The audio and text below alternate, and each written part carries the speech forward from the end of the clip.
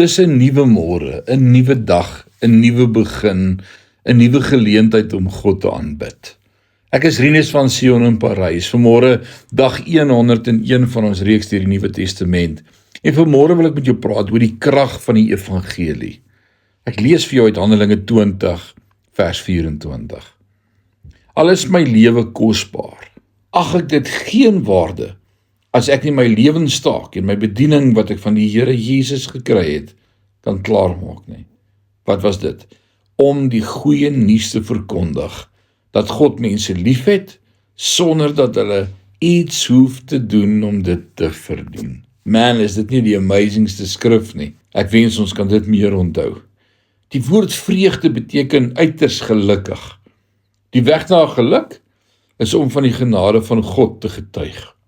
Baie mense het groot geword in 'n atmosfeer of in 'n kerk wat gesê het, dis jou verantwoordelikheid om te bid, te studeer, te dien, en hulle het belas geraak met 'n gewig van verantwoordelikhede wat hulle nooit kon nakom nie.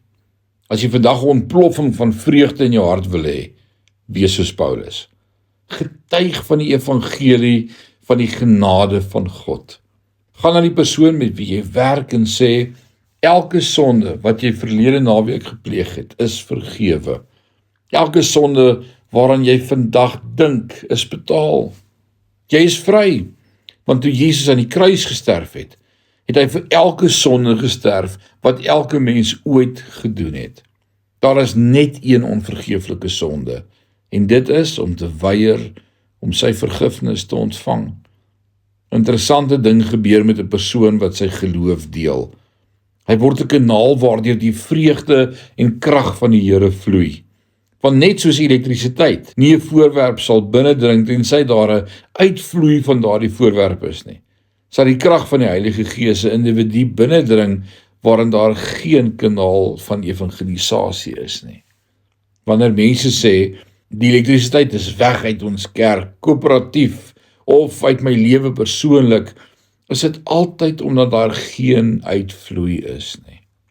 Paulus was iemand wat opgewonde, gloeiend warm en opgewonde was, omdat hy iemand was wat voortdurend van die evangelie getuig het.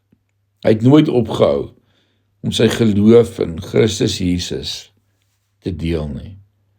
Mag die Here ons help in hierdie dag, dat ons met vrymoedigheid oor hom en oor sy goedheid kan praat met ander. En mag jy die krag van die Heilige Gees beleef, wanneer jy oor sy genade vir ons praat. Die Here seën jou. Amen.